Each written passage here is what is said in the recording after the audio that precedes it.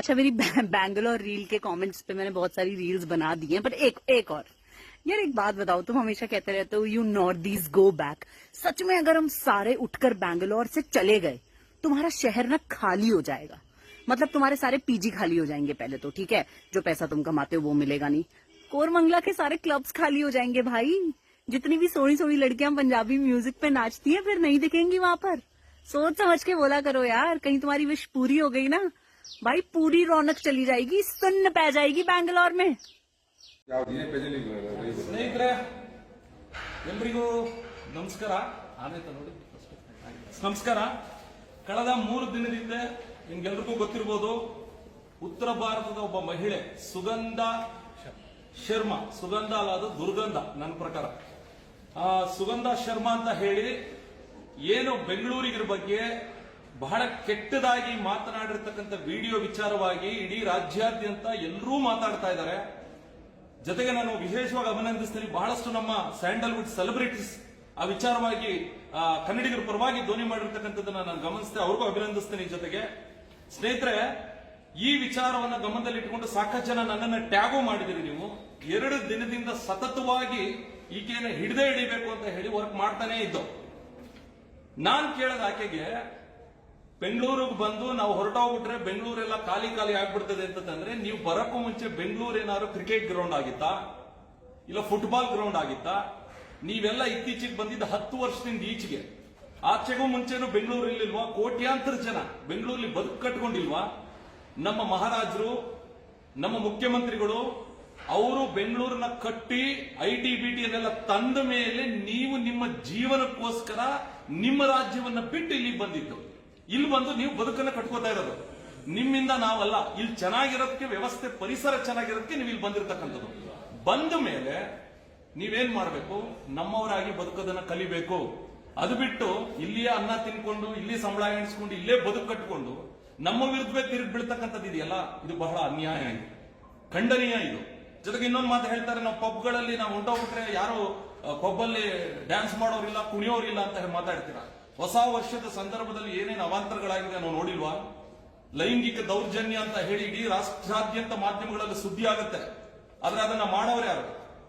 ಹೊಸ ವರ್ಷಾಚರಣೆ ನೆಪದಲ್ಲಿ ನೀವು ಹೋಗಿ ಅಲ್ಲಿ ಏನೋ ಕುಡಿದು ಬಿದ್ದು ಪಬ್ಗಳ ಮುಂದೆ ಯಾರು ಮಾಡ್ತಾ ಇರೋದು? ನಮ್ಮ ರಾಜ್ಯದವರ?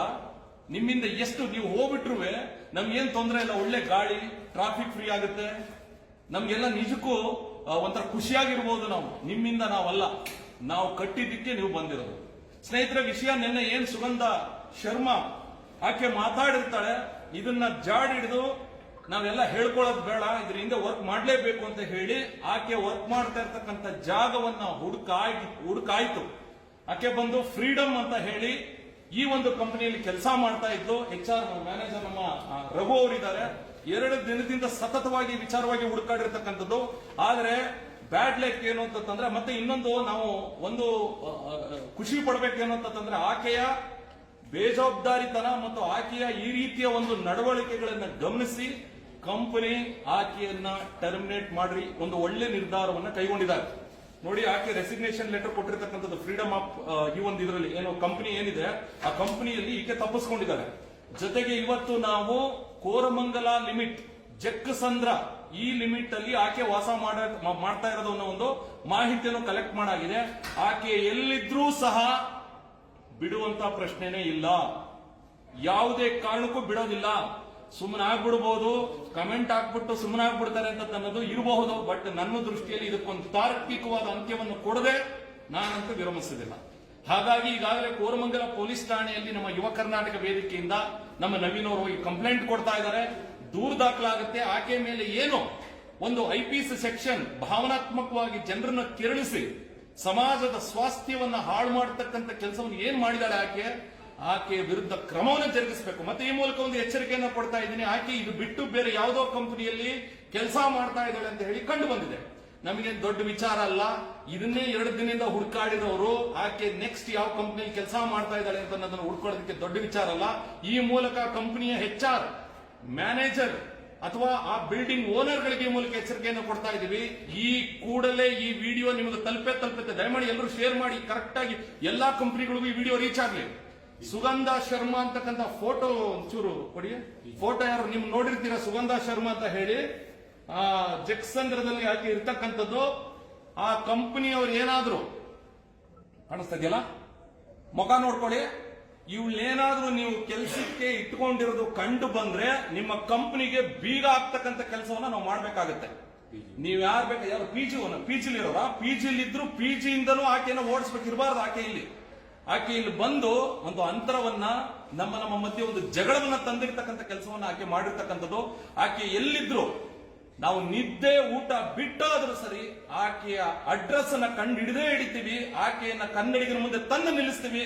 ಕ್ಷಮೆ ಯಾಚಿಸಿ ಇಲ್ಲಿಂದ ಯಾವ ಜಾಗದಿಂದ ಬಂದಿದ್ದಾರೆ ಆ ಜಾಗಕ್ಕೆ ಓಡಿಸೋ ತನಕ ನಾವು ಬಿಡೋದಿಲ್ಲ. ನಮ್ಮ ಕನ್ನಡಿಗರಿಗಾಗಿರ್ತಕ್ಕಂಥ ನೋವಿಗೆ ನ್ಯಾಯ ಕೊಡಬೇಕು ಅಂತನ್ನೋದೇ ನಮ್ಮ ಉದ್ದೇಶ. ಆ ಕೆಲಸವನ್ನ ನಾವು ಮಾಡೇ ಮಾಡ್ತೀವಿ. ಸೊ ಈ ಮೂಲಕ ನಾನು ಸುಗಂಧ ಶರ್ಮಾ, ನೀನು ಹಿಂದಿಯಲ್ಲಿ ಪ್ರಯತ್ನ ಪಟ್ಟಿದೀಯ ಮಾತಾಡೋದಕ್ಕೆ, ಹಾಗನ್ಬಿಟ್ಟು ನಾನು ನಿನ್ಗೆ ಹಿಂದಿಯಲ್ಲಿ ಮಾತಾಡೋದಕ್ಕೆ ಪ್ರಯತ್ನ ಪಡಲ್ಲ. ಯಾಕಂದ್ರೆ ನೀನು ನಮ್ಮ ಜನಗಳನ್ನ ಹಿಂದಿಯಲ್ಲಿ ಕನ್ವಿನ್ಸ್ ಮಾಡಿದ್ಯಾ. ನಾನು ನಿನಗೆ ಕನ್ನಡದಲ್ಲಿ ಹೇಳ್ತಾ ಇದ್ದೀನಿ, ಕೇಳು.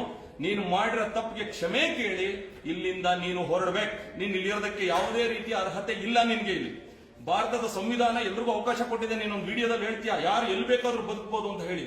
ಆದ್ರೆ ಸಂವಿಧಾನದಲ್ಲಿ ಎಲ್ಲೋ ಹೋಗಿ ಬದುಕಿ ಆ ಜಾಗವನ್ನು ಬೈಬೇಕು ಅಂತ ಸಂವಿಧಾನ ಹೇಳಲ್ಲ ನಮ್ಗೆ. ಹಾಗಾಗಿ ನಾನು ನಿನಗೆ ಕೇಳ್ತಾ ಇರೋದಿಷ್ಟೇ, ನೀನೆಲ್ಲಾದ್ರೂ ಇರೋ, ಇಲ್ಲ ಹೊರಟ್ಬಿಡಿ ನಿನ್ ಜಾಗಕ್ಕೆ ಆರಾಮಾಗಿ ಹೋಗಿ ಸೆಟ್ಲ್ ಆಗು. ನೀವು ಯಾವ ಪಬ್ಗಳಿಗೂ ಬರೋದು ಬೇಡ, ಯಾವ ಬಾರ್ಗಳಿಗೂ ಬರೋದು ಬೇಡ. ನಿಮ್ಮಿಂದ ಬೆಂಗಳೂರು ಹೆಸರು ಹಾಳಾಗೋದು ಬೇಡ. ನಮ್ಗೆ ಆ ಸಂಸ್ಕೃತಿ ಎಲ್ಲ ನಮ್ಮ ಕರ್ನಾಟಕದ ಸಂಸ್ಕೃತಿ. ನಮ್ಮ ಹೆಣ್ಮಕ್ಳು ಆ ತರದವರಲ್ಲ. ಸೊ ಆ ದೃಷ್ಟಿಯಿಂದ ಈ ಮೂಲಕ ಎಚ್ಚರಿಕೆಯನ್ನ ಕಂಪನಿಗೆ ವಿಡಿಯೋನ ತಲುಪಿಸಕ್ಕಂತ ಕೆಲಸವನ್ನ ನೀವು ಮಾಡಿ. ಫ್ರೀಡಮ್ ಆಪ್ ಅಲ್ಲಿ ಯಾಕೆ ಕೆಲಸ ಮಾಡ್ತಾ ಇದ್ದು ನಾನು ಬಿಡದೇನೆ, ನಂಗೂ ಹಂಗೂ ಅನುಮಾನ ಇತ್ತು. ಇಲ್ಲಿ ಬಂದು ಇಲ್ಲ ಸರ್ ನನ್ಗೆ ಯಾಕೋ ಡೌಟ್ ಇದೆ, ನಿಮ್ಮಲ್ಲೇ ಕೆಲಸ ಮಾಡಿ 2 ದಿನ ಸತತವಾಗಿ ನಾವು ತಲೆ ಕೆಡಿಸ್ಕೊಂಡಿದ್ದನ್ನು ಹುಡುಕಿರ್ತಕ್ಕಂಥದ್ದು. ಹಾಗಾಗಿ ಕಂಪನಿಯಲ್ಲಿ ಕೆಲಸ ಮಾಡದೇನೆ ರೆಸಿಗ್ನೇಷನ್ ಲೆಟರ್ ಕೊಟ್ಟು ಕಂಪನಿ ಇಮಿಡಿಯೇಟ್ ಖುಷಿಯಾಗಿ ಈಕೆಯನ್ನ ಕೆಲಸದಿಂದ ತೆಗೆದಿದ್ದಾರೆ. ನಾನು ಅಭಿನಂದಿಸ್ತೀನಿ. ಈಕೆಯ ಒಂದು ಆಟಾಟೋಪಗಳನ್ನು ಸಹಿಸಿಕೊಳ್ಳಕ್ಕಾಗದೆ ಆಕೆಯ ಕೆಲಸದಿಂದ ತೆಗೆದಿರ್ತಕ್ಕಂಥದ್ದು ಹೋಗ್ತೀನಿ. ಜೊತೆಗೆ ನಾನು ಕಂಪನಿಯವ್ರಿಗೂ ಮನವಿ ಮಾಡ್ಕೊಳ್ತಾ ಇದ್ದೀನಿ, ಹೆಚ್ಚು ಕನ್ನಡಿಗರಿಗೆ ಅವಕಾಶ ಕೊಡಿ, ಹೆಚ್ಚು ಕನ್ನಡಿಗರಿಗೆ ಉದ್ಯೋಗಕ್ಕೆ ಅವಕಾಶ ಕೊಡಿ. ಈ ತರದೊಂದು ಯಾರಾದ್ರೂ ಆತರ ಇದ್ರೆ ನೀವು ಒಂದು ಟ್ರೈನಿಂಗ್ ಸೆಂಟರ್ ಏನು ಮಾಡ್ತಿರಲ್ಲ, ನೀವು ವ್ಯಕ್ತಿತ್ವ ವಿಕಸನ ಅಂತ ಹೇಳಿ ಒಂದೊಂದು ಮೀಟಿಂಗ್ ಮಾಡ್ತಾರೆ ಕಂಪನಿಗಳಲ್ಲಿ. ಅಲ್ಲಿ ಸ್ವಲ್ಪ ಅವ್ರಿಗೆ ಹೇಳಿ ಹೇಗೆ ನಡ್ಕೋಬೇಕು, ಅಲ್ಲಿ ಹೇಗೆ ಬದುಕಬೇಕು, ಹೇಗಿರ್ಬೇಕು ಅಂತ ಅನ್ನೋದನ್ನ ಹೇಳಿ.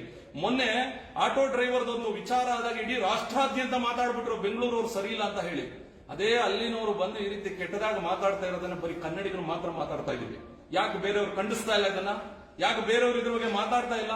ನಾವು ಸಹಿಷ್ಣುಗಳು, ನಾವೆಲ್ಲರನ್ನ ಪ್ರೀತಿಸ್ತೀವಿ, ಎಲ್ಲರನ್ನ ಗೌರವಿಸ್ತೀವಿ. ಬಟ್ ಅದನ್ನೇ ನೀವು ಅಡ್ವಾಂಟೇಜ್ ತಗೊಂಡು ನಮ್ಮ ವಿರುದ್ಧ ತಿರುಗ್ಬಿಡೋದಿದೆಯಲ್ಲ, ಅದನ್ನ ಯಾವುದೇ ಕಾರಣಕ್ಕೂ ಸಹಿಸೋದಕ್ಕಾಗೋದಿಲ್ಲ. ಆದ್ರೆ ಈ ಮೂಲಕ ಮತ್ತೊಮ್ಮೆ ಕ್ಲಾರಿಫೈ ಮಾಡ್ತಾ ಇದ್ದೀನಿ, ಆಕೆಯನ್ನ ಹಿಡಿದು ಸ್ಟೇಷನ್ ಅಲ್ಲಿ ಕೂರಿಸಿ ಕ್ಷಮೆ ಕೇಳಿಸಿ ಅವಳದೇ ಫೇಸ್ಬುಕ್ ಐಡಿಯಲ್ಲಿ ಅಪ್ಲೋಡ್ ಮಾಡಿಸೋ ತನಕ ನಾನು ಬಿಡೋದಿಲ್ಲ. ಜೊತೆಗೆ ಆಕೆ ಮೇಲೆ ಕಾನೂನು ಕ್ರಮ ಆಗೋ ತನಕ ಬಿಡೋದಿಲ್ಲ. ಮತ್ತೆ ಆಕೆ ಇಲ್ಲಿ ಇರುಕ್ಕೋ ಆ ಅರ್ಹತೆ ಇರಬಾರ್ದು. ಮತ್ತೆ ಈ ವಿಡಿಯೋ ನೋಡ್ತಕ್ಕಂಥ ಯಾವುದೇ ಕಂಪನಿಯವರಾಗ್ಲಿ ಆಕೆ ಮಾಹಿತಿ ತಿಳಿದು ಕೂಡಲೇ ಆಕೆನ ನೀವೇನಾದ್ರು ಕಂಪನಿಯಲ್ಲಿ ಇಟ್ಕೊಂಡಿದ್ರೆ ನಿಮ್ಮ ಕಂಪನಿ ವಿರುದ್ಧ ನಮ್ಮ ಹೋರಾಟ.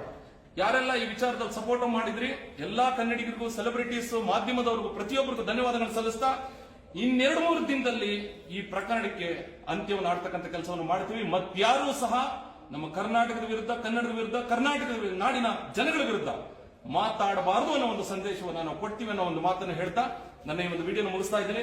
ಎಲ್ಲರೂ ಒಳ್ಳೇದಾಗಲಿ. ಕನ್ನಡವೇ ಸತ್ಯ, ಕನ್ನಡವೇ ನಿತ್ಯ. ಜೈ ಕರ್ನಾಟಕ ಮಾತೆ. ನಮಸ್ಕಾರ.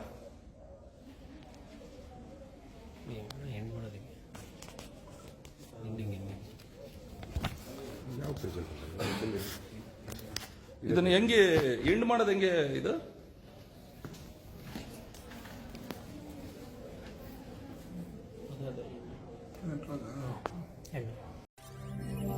ವಿಶ್ವ ಪ್ಲಸ್, ಜನಹಿತಕ್ಕಿದು ಜಾಲದ ಜಾಲ.